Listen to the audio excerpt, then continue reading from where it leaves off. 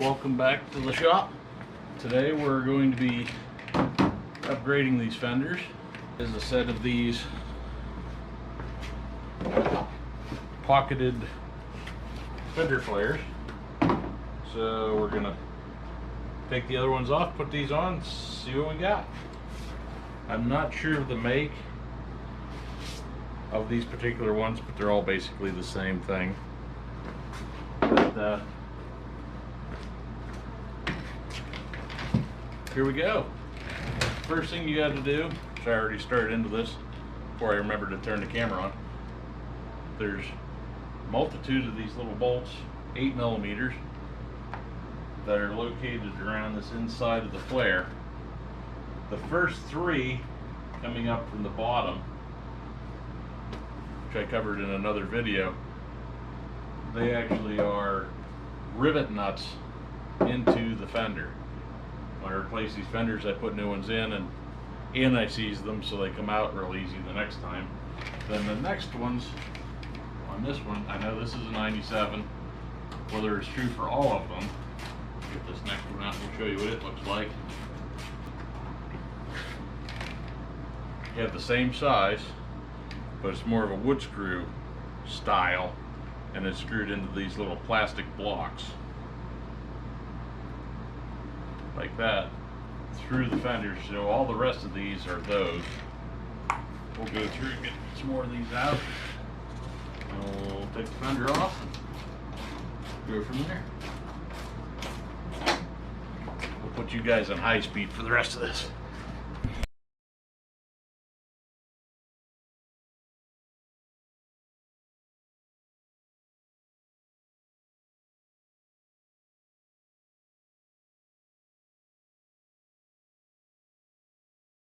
Got the fender off. Now, something to also keep a note, there's, I believe it's a 10mm nut, which luckily mine was only finger tight, so I didn't even get a wrench. And you take that out and this will flip out of here. Then the light switch just is a push and turn kind of deal, light socket. It's a push and turn deal to get it off, and we'll be reusing that. And this guy, now that it's off, you can see it's got a centering pin here and here, and all your mounting holes.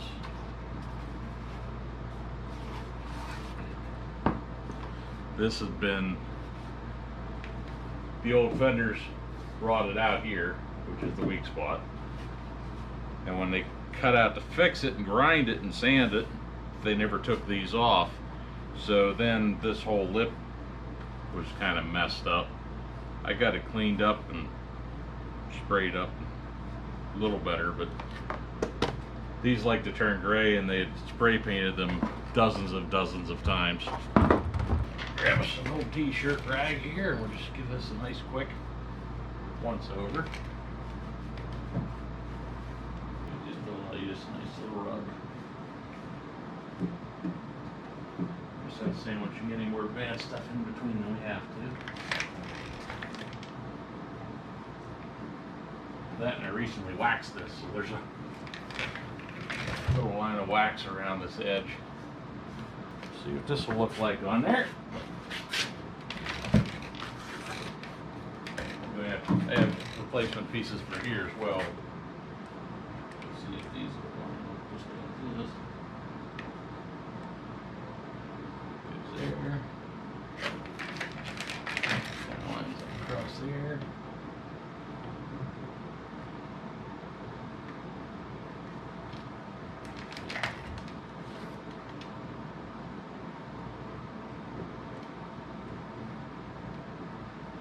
Looks pretty decent. And we got a lot more room for a lot bigger tires. Let's get some mounting hardware dug out. First things, there's going to be some of this rubber that's got to go on the back side of this.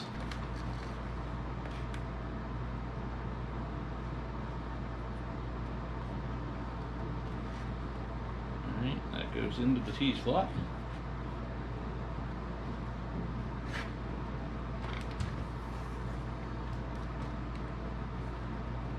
And it originally had a 3M tape type of deal inside of this to hold it on. I may end up having to use a glue, but it really only needs that stuff long enough for it to go into place. Once I have this up against the body, it can't come out of there.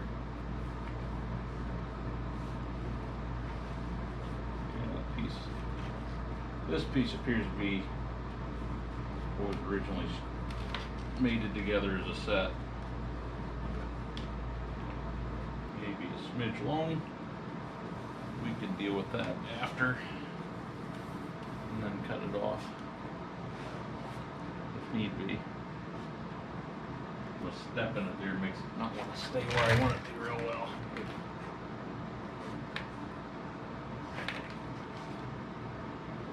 Squat about here in the middle.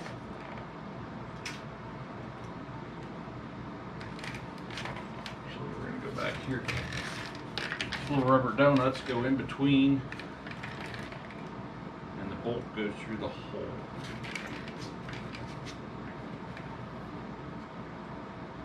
Stick that through there. This through there. Like that. Grab a small nut. I do this right about here. Put it there, we'll put the nut on it.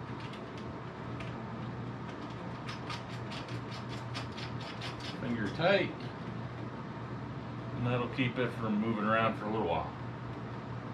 Okay. Now we don't need to hold as much.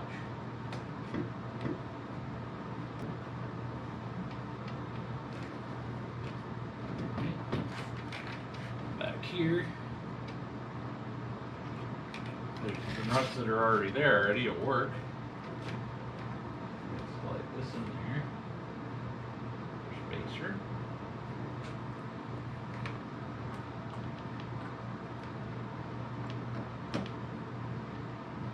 This through the spacer.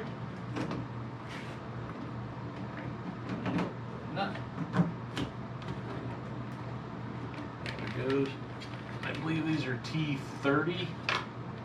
Yeah, T30 star bit for torques.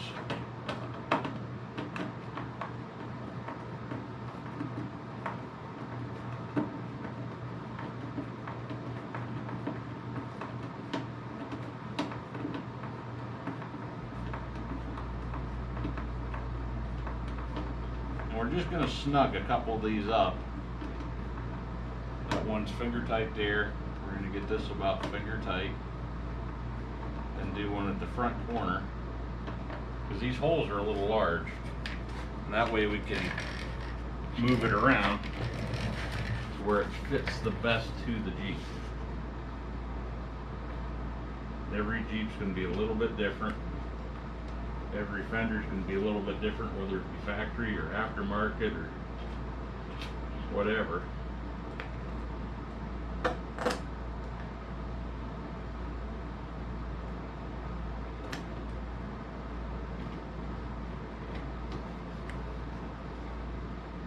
Being up here in rust country, I'm being careful not to knock the paint off around the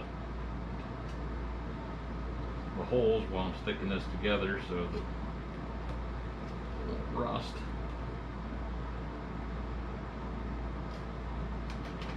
Hoping not to have it playing in the snow and the salt and such. Alright, that one's finger tight. The nuts in the backside are 8mm.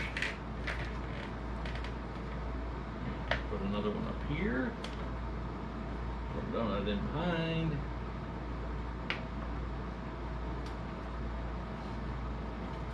Careful not to mark the hole.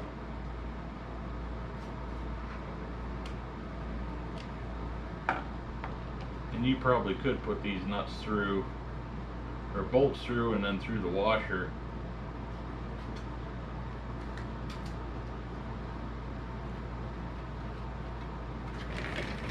Before you put the fender on, which may be easier. We'll probably try that on the next one.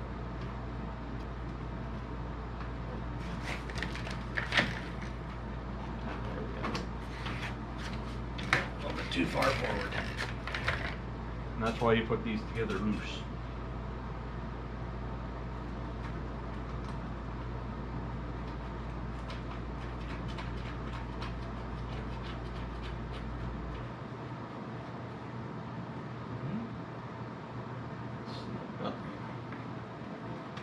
Seems to be going correctly here.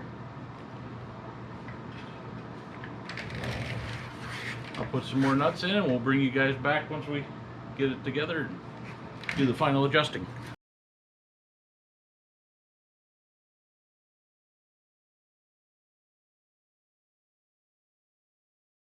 So what I'm looking at here is these have a little bit of a body line that matches this. So I want to get it kind of to match. And then that'll tell me how far up or down these bolts have to go to have a nice even line with the fender. So I kind of figured out where that goes. We're going to tighten that one. Snug that down.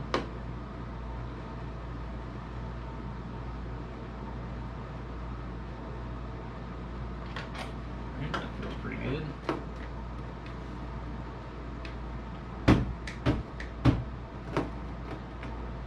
Alright, it looks like this one needs to be up as high as I can make it go. And we'll knock these ones down a little bit. Use my thumb to push up on it. Always snug her up.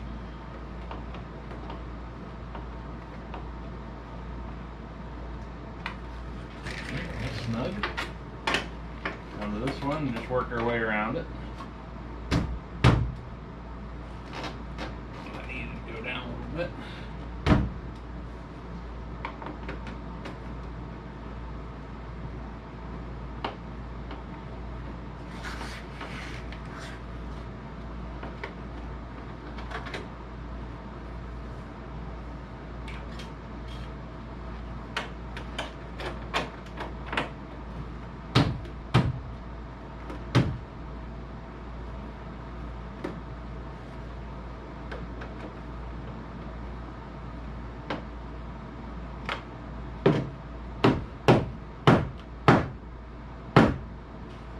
Yep. Tab in line.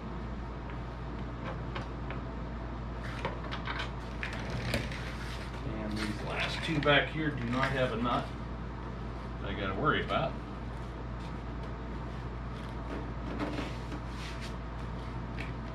And it's pretty much just going by taste at this point, where we want her to look. There's nothing really to line it up to.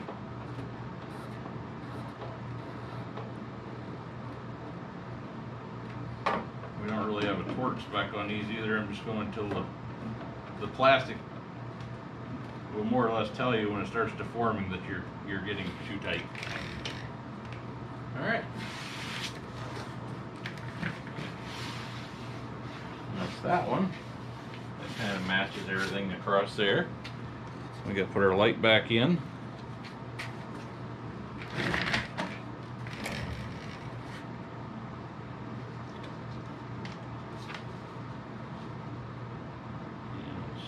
Up in here. The top clips in, and the bottom of the light should snap into place unless something's too tight. It's fighting me a little bit, so we'll look at this a little closer.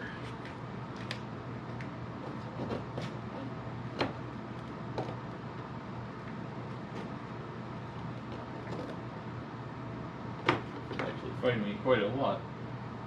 It appears as though this needs clearance down a little bit, so we'll grab a file. It's a nice little straight file. It'll make us a little more clearance for our light in there.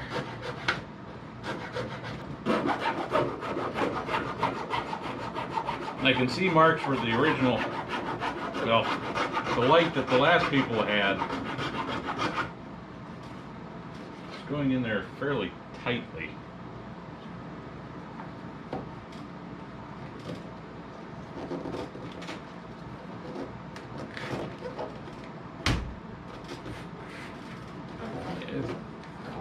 tight.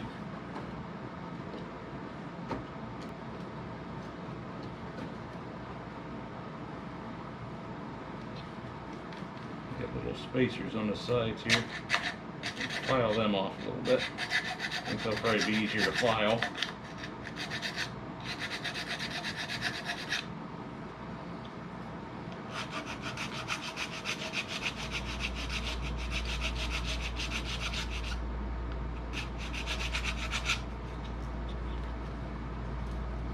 Let's see what that did for us. It's better. Let's take the little nubbins off of this side.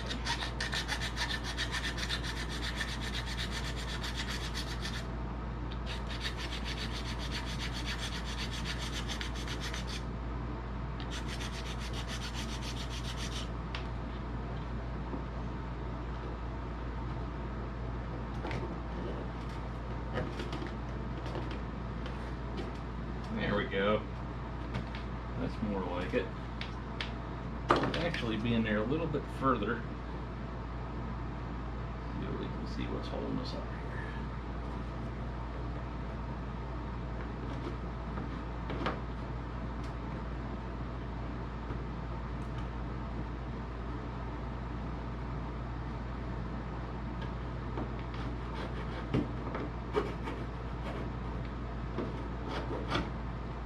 Actually thinking about getting LED lights for up here at some point, so I don't want to change the fender very much and buy a different light and have a totally different problem and end up having a fender that's hogged out too much. So we're just gonna work this light into there. Alright, put a nut on the back again.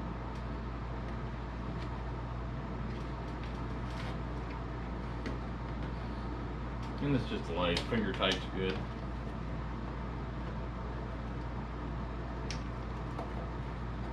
And then plug the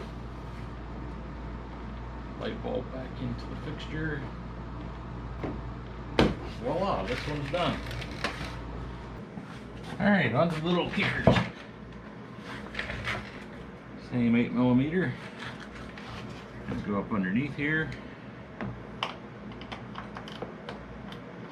At that point I'm going to find out, yep, that one's 8. And this may break off. Doesn't come off. Yep, that one's not coming out. Not this one.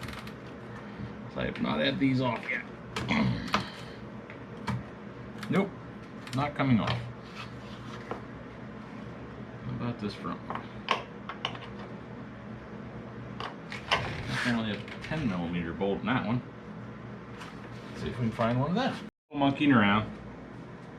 I had to use my old friend the cutoff wheel and come from underneath and cut both of these. Cut those off, and then I had to use the riveting tool, put a new one in there. I need to put one here as well. But and here, but I run out of nuts, so I'll have to order some more of those. But for the time being, I can reach behind this one and put a nut on it, and that's what I did last time. And the one missing in the middle will just be what it is for right now. And at that time, I'll pop these back off, get 2 more of them nuts, and then we'll get some paint on here to protect this.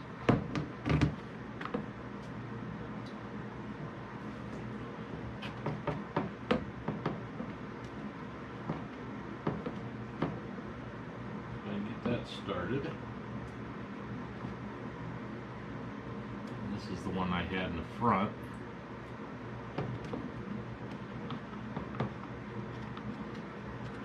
Get it through there. Put this nut on the back of that one. At this point, I'd like to point out also, the side of this had been repainted, and whenever they did that, they did not take these off, which would have been a lot nicer of them, because I ended up with a little bit of a line here where the paint faded off going in behind that, because this is actually made to sit down a little bit lower than the factory one. They more or less move these bolt holes down this way to make it line up with this better, because this is a bigger flare, which leaves just that little bit, looks to be almost a ½ inch down. It's kind of a bummer, but other than me, most people are not going to be down here looking at this sitting on the ground. And you can see a little bit of a run where the paint ran in behind. I think it'll be alright. And if it really bothers me, I could drill 3 more holes in the back side of this and slide it up. I think it matching here is more important, looks wise. And 2 of them, as you can see, keeps that more than tight enough. It's not going to fly off of there or anything. Onto the rear axle, the rear fender. And we're going to start taking it off. Same business basically. They got multiple bolts.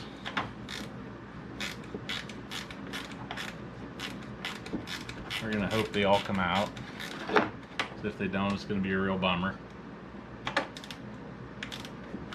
So far we're not really at a good start.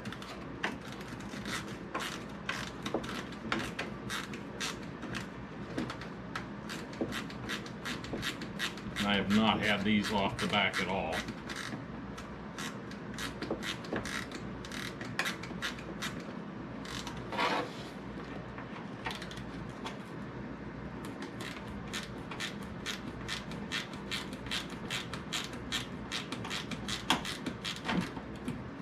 Remove the inner fender to do this, which will be a bummer because I have done that.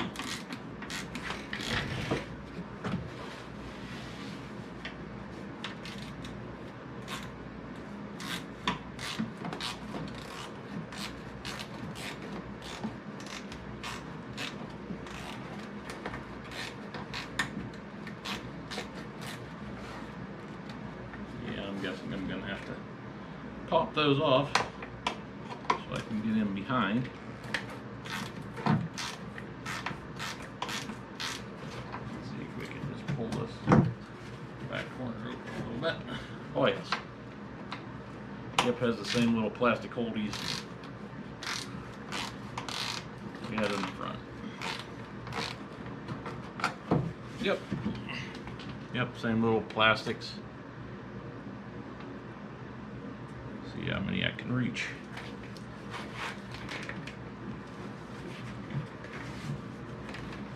See this hole in the back, because this back flap just flaps right down out of the way. Yeah, a little tension on that helps keep that back piece from spinning.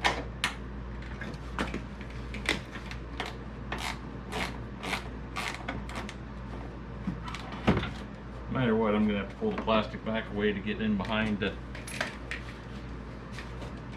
put the new nuts on, but hey, if this helps in the meantime a little bit.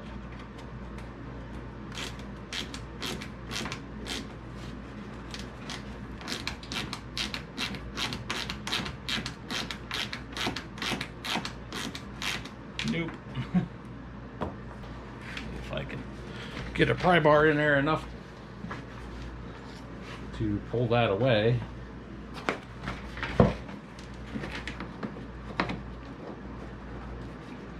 And pop it down a little bit so I can get in behind here easier.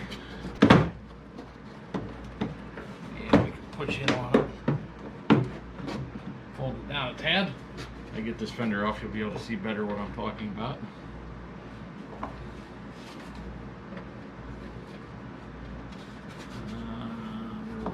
Right there.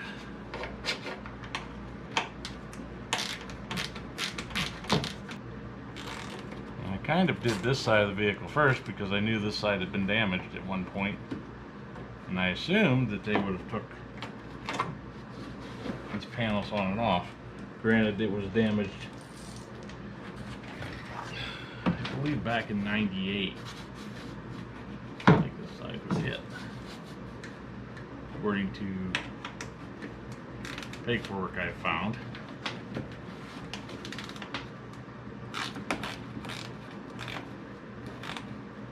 I think at that time this may have been replaced, I don't know.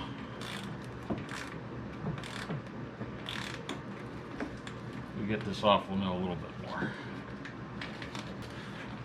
Not that much loose. Maybe there's another bolt back here somewhere. Yep, and it has another plastic thing behind it. Very much a difference in color from behind that to the repaint work.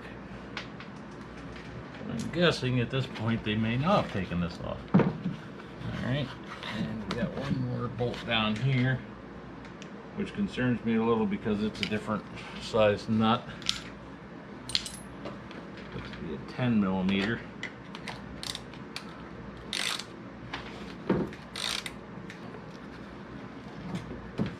Alright, and it's out. And yes, there's some definite Bondo action going on there.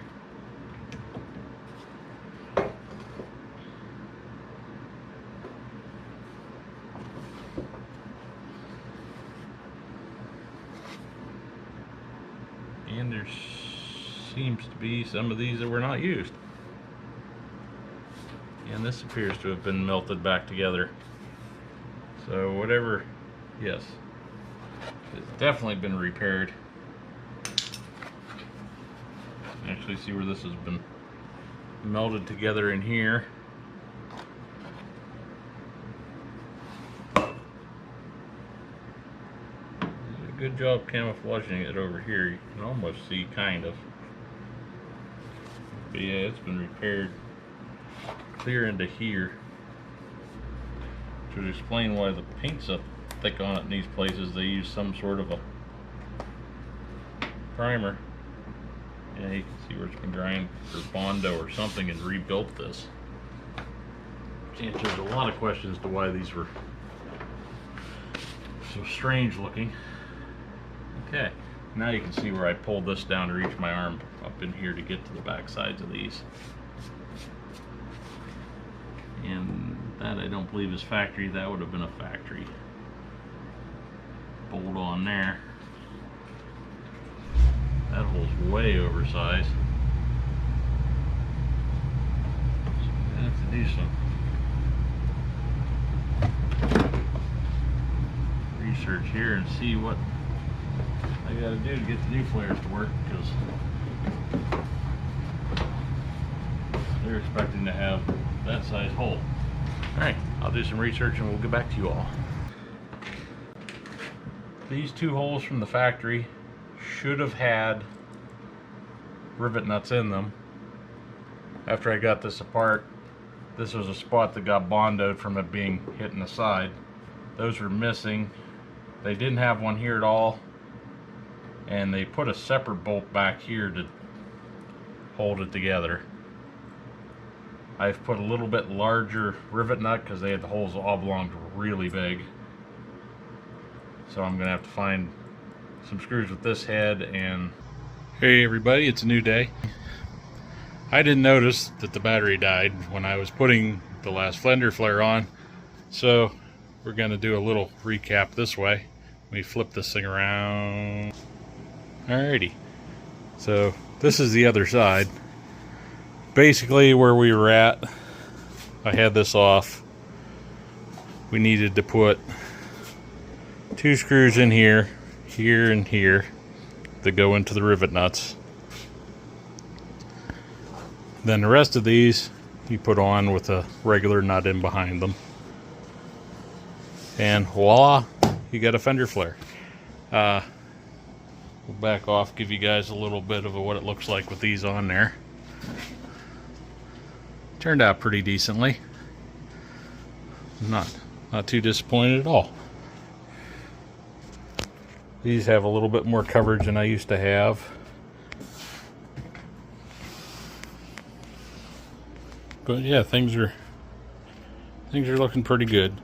They got a little bit of a contour that matches there. I kind of like that. That's kind of cool. We've got pretty good tire coverage. Gonna have to put some meatier tires on it. That's all there is to it. But yeah, that's that. Thanks for hanging in this far. Hit the like, subscribe, all that stuff. It really helps. And I appreciate y'all. Have a good one. Later.